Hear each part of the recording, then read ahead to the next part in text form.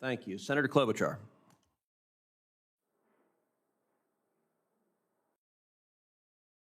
Thank you very much, Mr. Chairman. And I'm going to start out with a kind of interesting question about agriculture data. Mr. Isaacman, I don't think many people understand that NASA's satellite data is hugely valuable for farmers. Programs like NASA Acres and NASA Harvest use satellite imaging to forecast production and monitor crop yields. I'm the ranking member on the Ag Committee, and I've introduced legislation called the Agriculture Innovation Act to strengthen that data collection. Could you talk about your plans to preserve and expand those types of monitoring programs, weather patterns and the like, and how you can better work with the Department of Agriculture?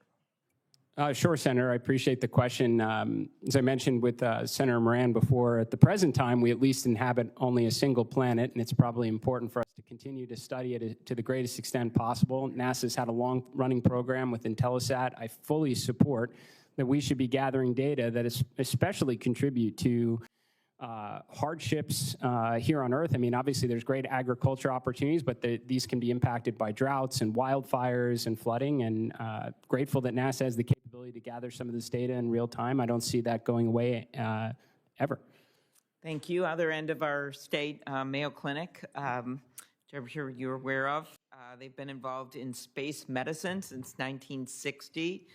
When research related to the force of gravity during acceleration influenced the position of seats for the Mercury spaceflight program. And most recently, they've identified some important research project in the field of aging, regenerative medicine that can be conducted in space. How will you continue to support NASA and institutions like Mayo's efforts to advance science that helps here on Earth? Senator, I couldn't agree with this area of study more. We are actually quickly reaching a point where it's no longer a technological limitation for deep space type missions, but human physiology and psychology. So in that respect, I obviously fully support all the studies that can be done so that when the day comes that we actually send NASA astronauts to Mars, that they can come home healthy enough to tell us about it. This is probably the single greatest accomplishment we've had on the International Space Station over the last quarter of a century, is keeping humans alive in an environment that is quite challenging. Mm-hmm.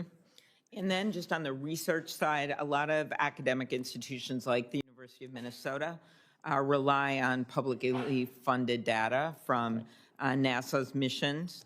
And as NASA continues to partner with private firms, the commercial data is not as easily accessible to researchers. And I think it's a balance. Obviously, the partnering with private has brought with it some success, but then you want to have the public institutions be able to access that data for the public portion of this, which has helped us. I'm not going to go through all the inventions and things that have come out of this type of space mission. So what steps will you take to ensure that data from NASA missions continues to remain available for researchers across the country?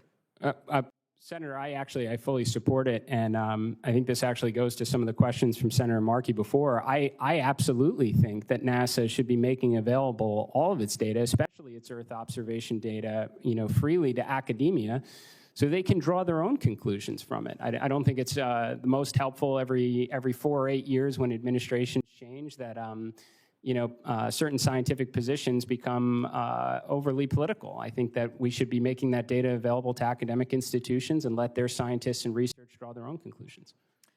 Thank you very much. Mr. Haynes, congratulations on your nomination. We have a lot of manufacturers in my state, a lot of them high-end robotics manufacturers. We do a huge amount of trade, not just in the ag area where we're fourth in the country for ag exports, but throughout our industries.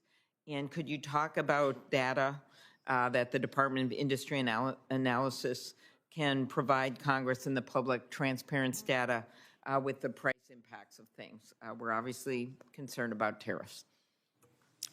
Thank you, Senator. I would say a few things. We usually provide data as it compares to bilateral trade flows and sectoral competitiveness. We now provide broad economic data in terms of labor statistics or GDP growth or anything like that. Any data that we do have on specific sectors, especially as they are in your state, happy to discuss those with you and your staff. And by the way, thank you to your staff for meeting with you yesterday and understanding a little bit more about your priorities on the committee. So can absolutely, if confirmed, commit to you to provide the data that we do have.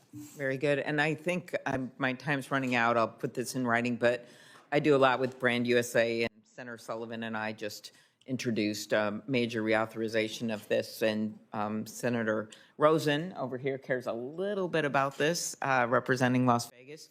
And so just anything you can do to strengthen programs like Brand USA that don't use taxpayer dollars to ensure we continue to remain competitive with U.S. tourism, and especially with World Cup, the 2028 Olympics, and other major events that are coming up.